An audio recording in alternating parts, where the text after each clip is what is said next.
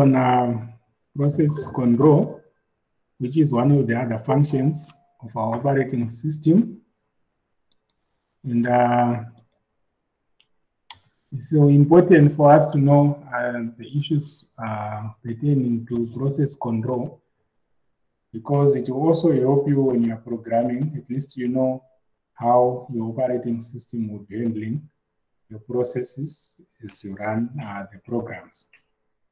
Right. So what are the requirements of an operating system? The fundamental task of the operating system in this respect is the process management. So how does the operating system achieve this? One, it should be able to interleave the execution of multiple processes. That is, it should allow processes to run and on the same system, while making sure that they also don't affect each other. It should also be able to give or allocate resources to processes, and also to protect the resources of each process from the other processes. In other words, we are saying, when a process is allocated a resource, the operating system should make sure that that resource is not taken away from it by another process before the one which has the resource has completed its tasks or has finished using it. It should also enable processes to share and exchange information. That is, there should be a way in which when one process is operating, another process should be able to use the outputs of the other process in its own way of dealing with these resources, right? So in other words, it means if process A is running, it should also be able to communicate with process B so that they can share resources, share information, or even exchange information. And there should also be synchronization among the processes so that when they run, they are running in such a way that everything is in an orderly manner. It should not be just like a random way when they are running, right? So the operating system in that respect will be managing the execution of applications, okay? So it can make resources available to multiple applications. So let's say the applications which are using the VGA or for display, or for they might be using the sound card and everything. The operating system should make sure that these resources are available at some given time. We'll look at how it can make the resources available to different processes at once. Then the processor is switched among multiple applications. Remember, when the operating system is looking at the processor, it sees the processor as one of the resources. So it means when one process wants to use the processor, the operating system should be able to grant it access or make it stop until the other process is finished. And all in all, this will enable efficient use of processor input and input-output devices. In other words, this will enable the efficient use of the resources which are required as the processes are running. Now, we're talking about a process. What is a process? So in simple terms, a process is a program in execution. So when we're talking about a program, we're talking about a code that is written to do something, right? That becomes a program. But when that program now is given processor time so that it can run or execute, then it becomes a process, right? In other words, a process is an instance of a program that is running on on a computer, right? So the entity can be assigned to and executed on a processor. In other words, we are saying they can be part of a program that will be executed, right, on the computer. That's what we mean as in an instance, right, or an image of a program or a portion of a program.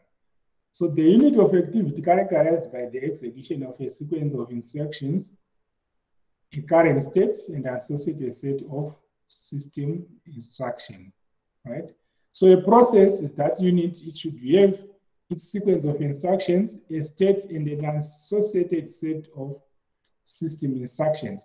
So remember, when you give an instruction through a program, there should be corresponding system instructions that will allow your program to interact with the hardware so that your process can run.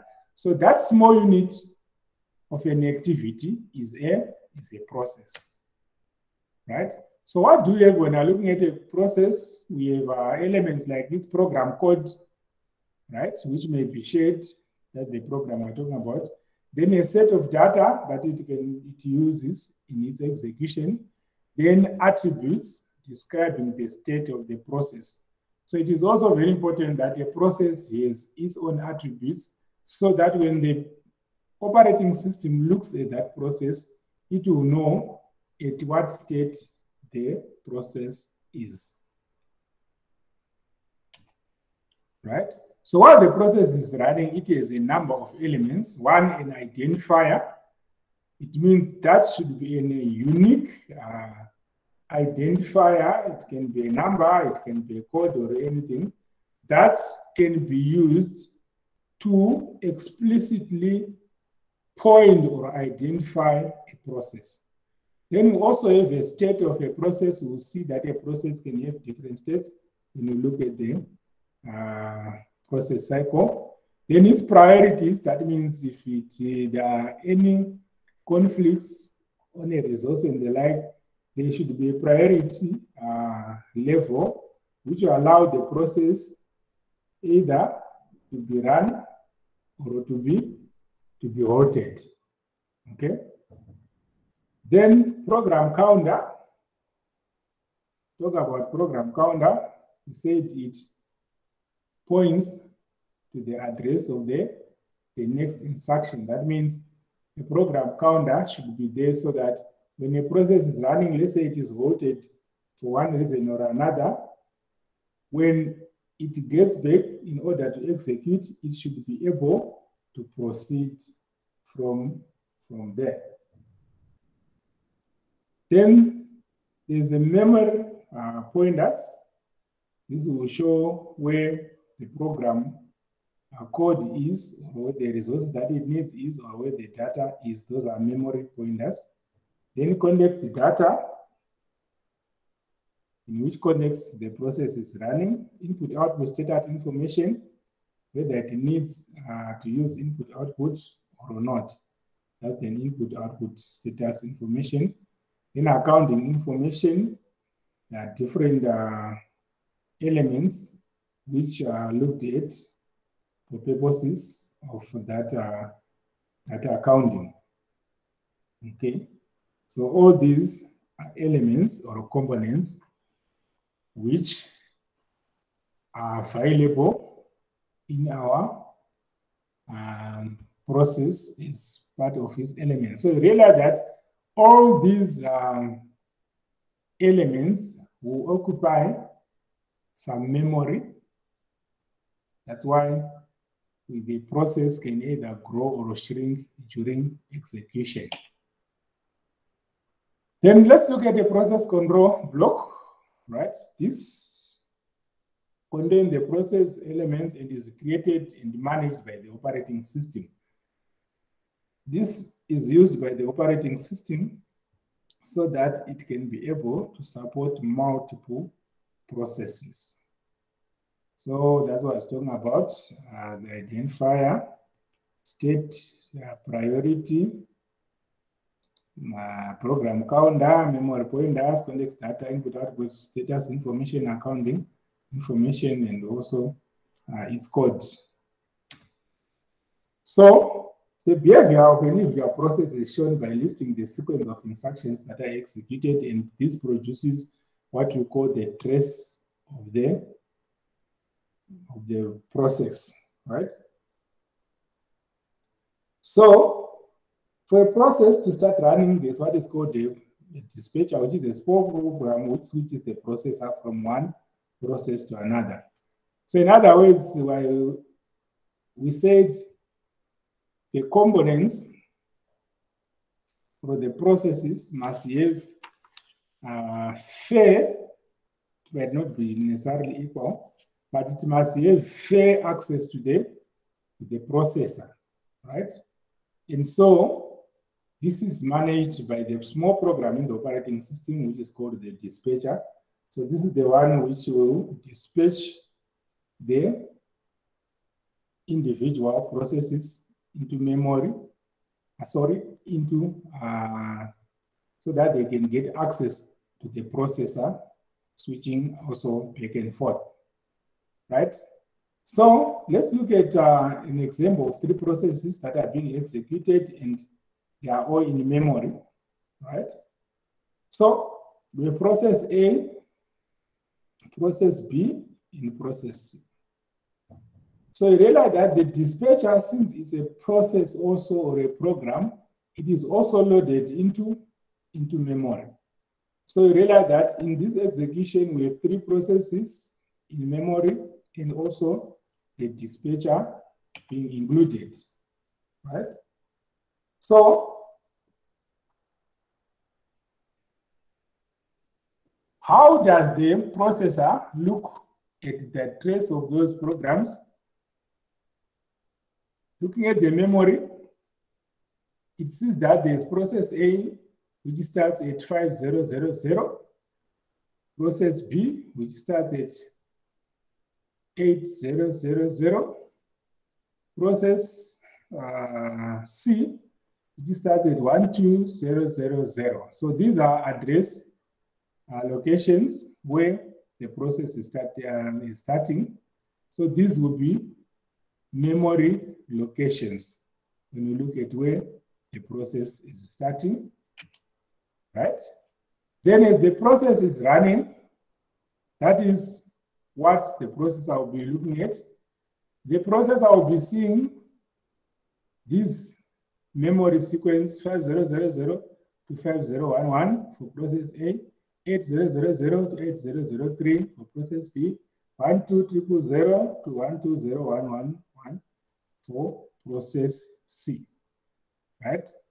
So each process will run to completion, right? That is what will be seen.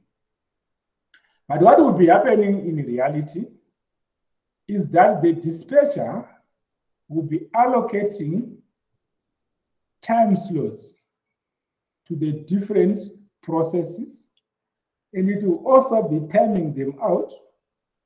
When a process requests input output, it's also taken out, and then it's returned when the process has finished its running. So let's say the dispatcher dispatches process A at address 5000, right? So process A will run to point 5005, timed out to give process B a chance, right? Then timed out to give process C another chance. Then timed out again, we go back to process number 1, right? And back to process C. Then it is finished. But from our own point of view, we see as if process A just ran from 5000 to 5005 without stopping, to 5011 without stopping. But in reality, it was also being taken out of memory and then the dispatcher also runs. So as you can see, the dispatcher is running from 100. So if you look at that situation, you realize that the dispatcher is run 4 times, right? In order to enable the processes to run. So it is run 4 times. Okay. Let's go back a bit. What I was saying is, from the point of view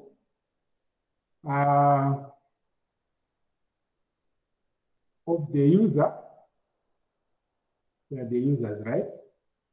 So from the point of view of the user, the process is running from 5000 to 5011 continuously. Okay. But in reality, the process is running, being cut there, time allocated to another process, then it's given time again. That's why we need those elements like the program counter, so that when it gets up, let's say at 5004, right? When it gets back, they should know the next what? Address, the address of the next instruction.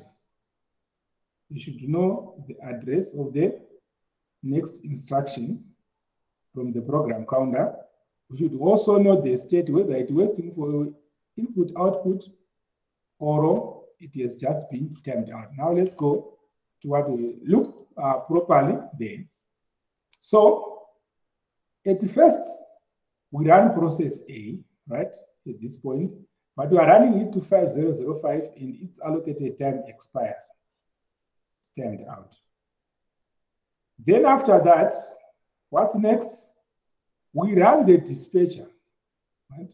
So what is the dispatcher doing? It's also checking the next processes, seeing the address of the next instruction, seeing whether the process is stopped due to input, output, or for any other reason, then determining which process to run next. So in this case, it runs B, right? From 8000 to 8003. Then it means that instruction at 8003 requires input, output, right? Since that requires input, output, the dispatcher will have to run again to see which process to go first, because they can't wait to infinity for their input output to be completed. So what does it do? It runs the next, which is 12000, which is C, runs C to 12005, times it out again, right? The dispatcher runs again, checks, maybe process B is not finished into the input output, allocates time to process A. It had ended at 5005, so the next instruction is on 5006. It goes to 5006, then to 50111. It is completed and is timed out. Dispatcher runs again and checks which process should be run next. Maybe B has not finished its input output processes, so it allocates time to process C. Process C at ended at 12005, so it starts at 12006 and proceeds. So that is how our operating system deals with those scenarios. So let's just see what happens there. That is what I was explaining. After every interruption of the program, the dispatcher should run.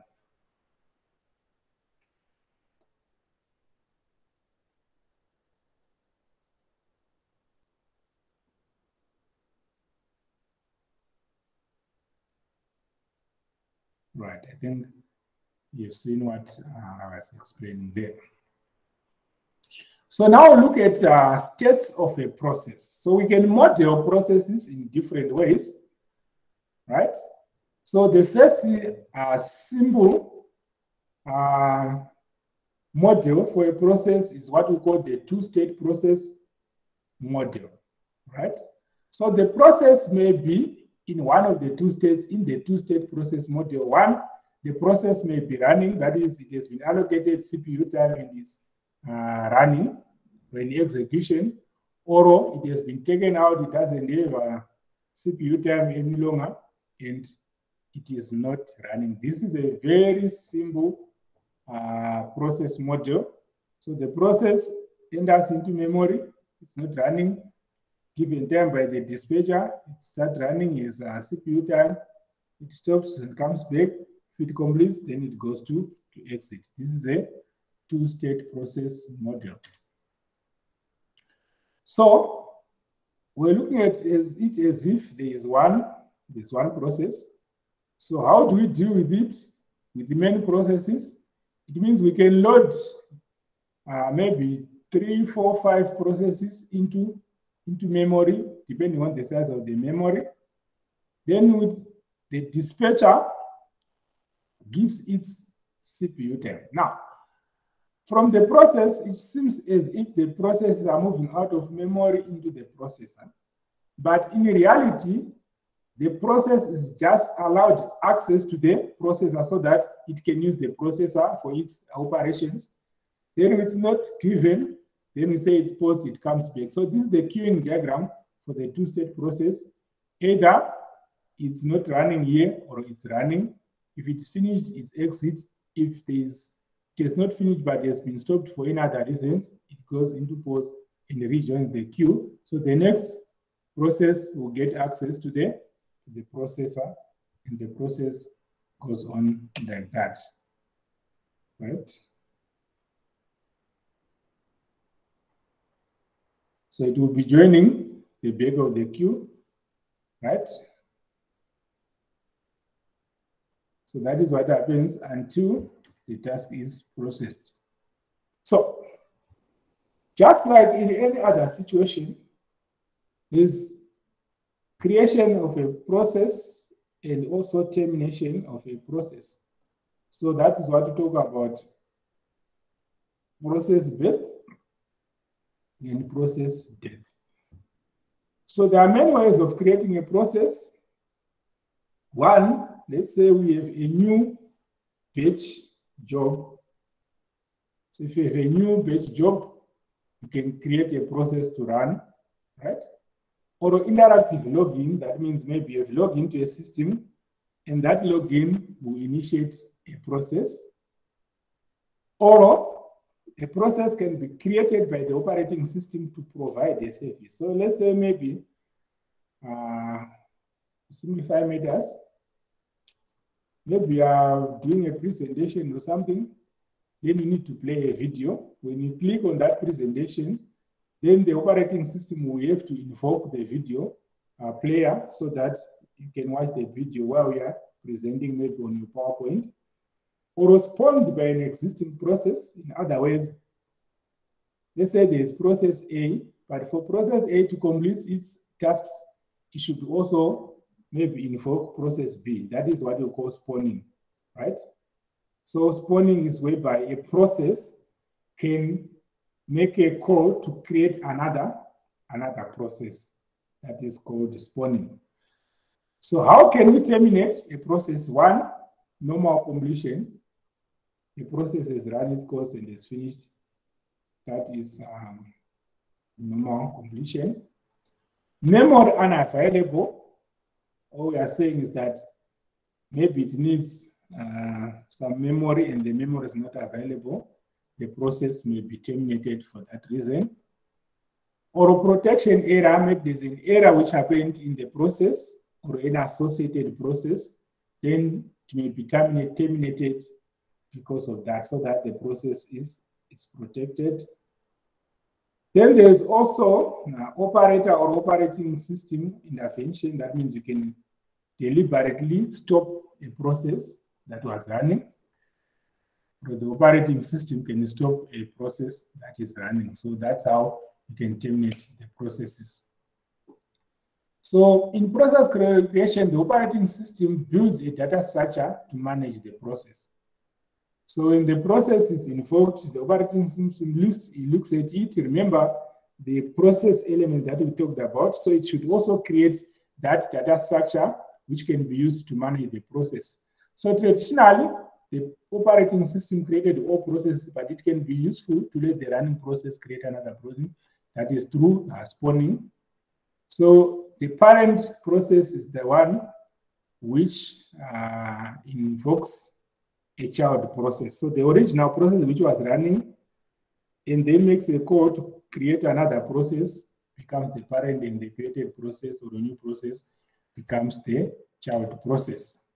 Then process termination, there must be some way that a process can indicate completion, right? One, this can be a hot instruction generating an interrupt alert to the operating system, or the user action, e.g. log off, quitting an application, a fault or an error, parent process termination. So if a process was created through spawning, right? If a process was created through spawning, that means the parent process, if that parent process exits or terminates, then automatically the child process will also terminate. That is another way where a process can be terminated. Then we have a more detailed five-state process model. So if you look at this process model properly, you can see that in our two-process model, right? Let me use my pen that we can understand. We can remove this, right? So everything that I put in that red circle, if we remove that, then we have our two-state model ready, that is not running, and then the running process, right? Those are two. But then you realize that it's not as simple as that. Hence, we have the five-state process model, right? So the five-state process model is more detailed, and it is also easier to understand because it looks at a process in a more realistic way. So you can create a new process, right? So this new process can be anywhere in the, maybe in the hard drive or anywhere in the secondary memory, right? But that process exists. Okay. Then when you want to use that process or to run that process, it is admitted there. So when it is admitted, we are saying it's loaded into the main memory or the RAM. So a read process will now be in memory. Okay. Then the dispatcher runs and they allocate the process CPU time, and then the process is in the running mode. Okay. If it runs to completion in the first run, then it goes to, it exits. Right? So that will be a simple process created, run, dispatch, running, and the exits. Okay. Then we have another situation whereby a process, like what was happening to process A, it was timed out. So it goes out of, it releases CPU time, right? Or it releases the CPU and goes into a blocked state. So in a blocked state, we are saying the process has been stopped by the operating system through the dispatcher. It can be for input-output, or it can be timed out, right? Those are some of the two situations whereby a process can be in the blocked state. Right. Now, when an event occurs, let's say it has completed its input-output, the process gets back into memory or the ready state. And that means there it has everything that it needs and it's just waiting for CPU time to start running. Or when it has been timed out and the dispatcher is ready to give it CPU time, then it goes back into the queue. It's just waiting to be run. So that is the simplified way we can explain the state, right? Also in this model, our timing out is just gone back there. So timed out the dispatcher, it is back into the ready state. Then the blocked is waiting for something to happen. Sorry, I think I had mixed up this. So it's waiting for an event to happen. It's in the blocked state because it cannot proceed. Time out, it has everything that it needs, so it just goes back into the ready state. Okay, I think I have to make that correction there. So, how can you do this execution? It can use two queues, right? So in our previous diagram, it was as if it just comes back to that.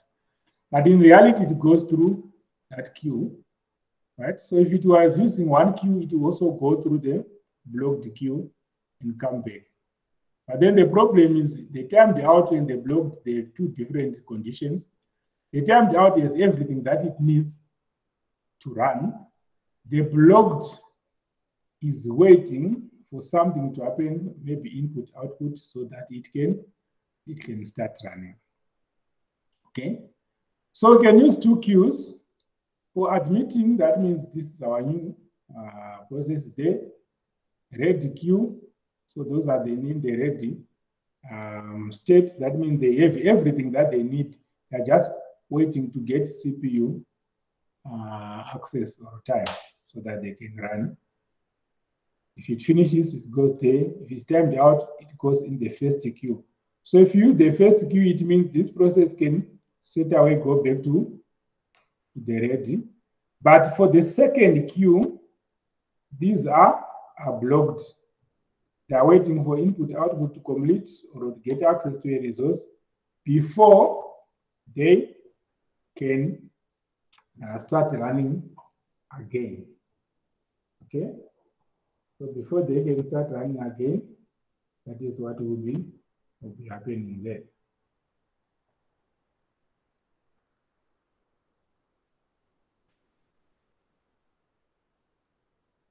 All right.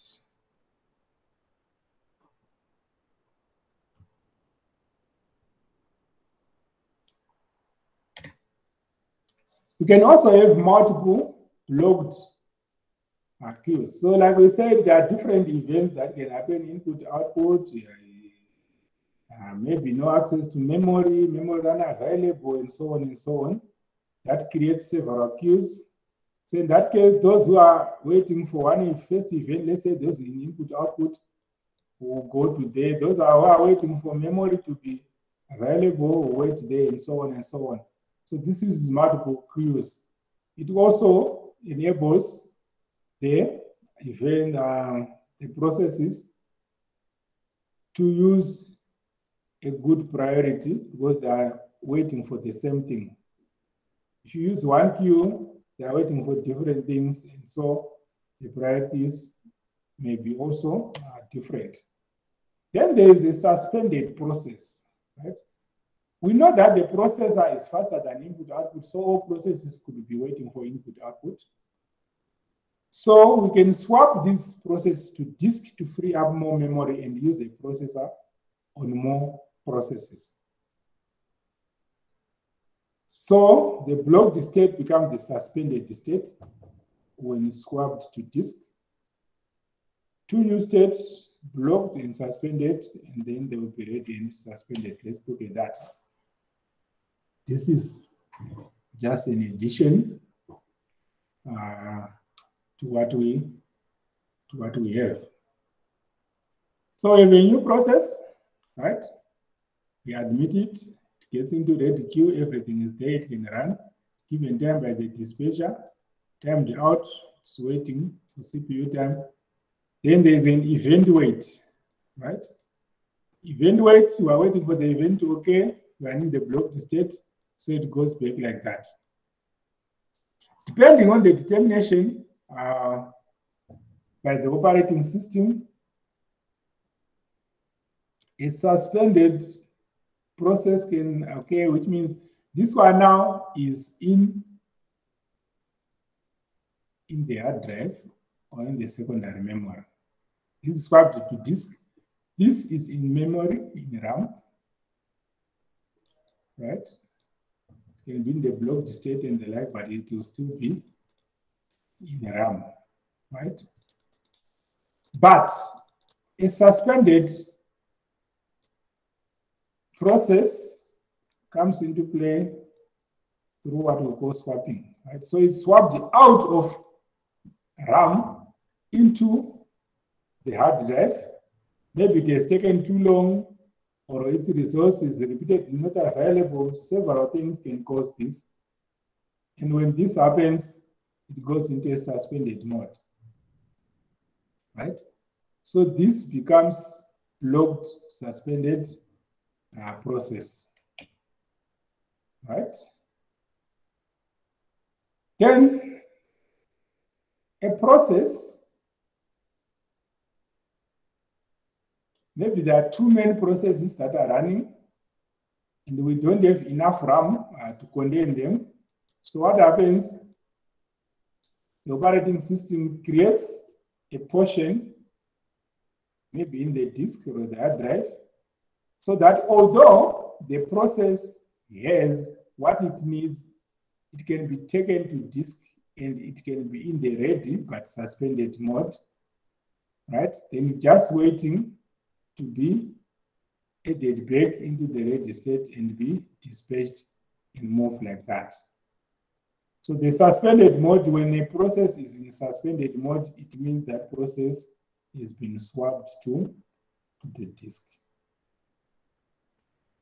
Whether it was blocked or it was ready, it can still be swapped to disk.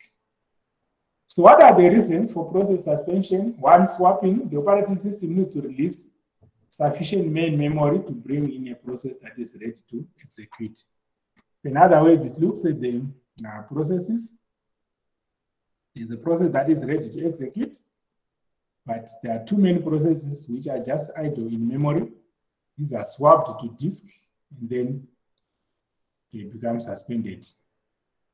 Two, when the operating system suspects that a process is causing a problem, it can also take it out of the memory into the disk. Or the user makes a request, maybe debugging or in connection with the use of a resource. The process can also be suspended. Timing, a process may be executed periodically, right? It may be suspended while waiting for the next time. Again, remember we say swapping is because we don't have enough memory, so we want to execute more. But there are also other things which may come into play so that a process is taken into disk. Then parent process request. A parent process may wish to suspend the execution of a descendant to examine or modify the suspended process or to continue the activity of various descendants. So this is when that process, which is so-called spawning, occurs. So that means a parent process may request to suspend its descendant or child process when it is waiting maybe to examine or modify the process. Then the role of the process control block, the most important data structure in an operating system is the process control block. It defines the state of the operating system. Process control block requires protection. A faulty routine could cause damage to the block, destroying the operating system's ability to manage the process. Any design change to the block could affect many modules of the operating system. Fortunately, we don't have explicit access to the process control block, so it's very rare for us to interfere with it, but other processes can interfere with it. If they corrupt it, then it may not work as properly as expected, right? Then modes of execution, most processors support at least 2 modes of execution. The user mode, this is less privileged, and user programs typically executing this mode, like the PowerPoint which I'm using.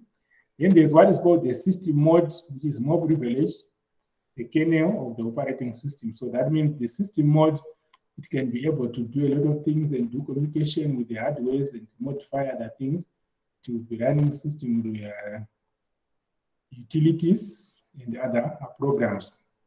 That becomes the system mode of execution. So a process can execute either in user mode, user programs, or system mode. This will be normally the system programs. Then once the operating system decides to create a new process, it assigns a unique process identifier, allocates space for the process, initializes process control block, sets up appropriate linkages, creates or expands other data structures. I think I've explained that when I was talking about the elements of a process. Switching process, several design issues are raised regarding process switching. What events trigger a process to switch? We must distinguish between mode switching and process switching. Remember, we talked about user and system mode, so that is where we're talking about switching from the user mode to the system mode. What might the operating system do to the various data structures under its control to achieve a process switch? Right. A process switch may occur anytime that the operating system has gained control from the currently running process. Possible events giving operating system control are: 1, interrupt. These are caused by external execution of other programs, and then they can just request the operating system to do another routine that may be required. Right? Then trap associated with the execution of current instruction, handling of an error or an exception condition. So you can switch the process when it is a trap, or a supervisor call, that is an explicit request, call to an operating system function. Right? So these are mechanisms which can use when to switch a process. So when there's an interrupt, instead of waiting for the interrupt to be serviced, what could possibly happen is to switch the process, get to another process, and move on. When there's a trap, right? Maybe error handling and the like, instead of waiting for that process to handle its errors and the like, can also do a switch or a supervisor call, that is making a call to the operating system. So change of state process, the steps in process switch are: 1, set context of the processor, including program counter and other registers. Update the process control block of the process that is currently in running state. Then move process control block to appropriate queue, ready, blocked, and the like. So what we are just saying here is that when the process changes, remember we talked about the identifier, the process, the program counter, and status, and the like, which are elements of a process. So when you want to switch a process, all those, the current values of those elements or parameters should be saved first. Okay, the current values should be saved first. so that when the process is given access again, it is able to switch back and continue, right? So all those updates should occur before the process is switched, right? Then after that, so here we are looking at the current process, right? Then we select another process for execution. That means after it is determined the process saved its status, then select the other process to execute. So you should update the process control block, then update memory management data structures and restore context of the selected process, right? So that is what should be happening in our process control. So that is basically what happens when the operating system is controlling the processes. So that is basically process management through the operating system. Okay, so that brings us to the end of this lecture. So let me do a few things, then we can take questions after that.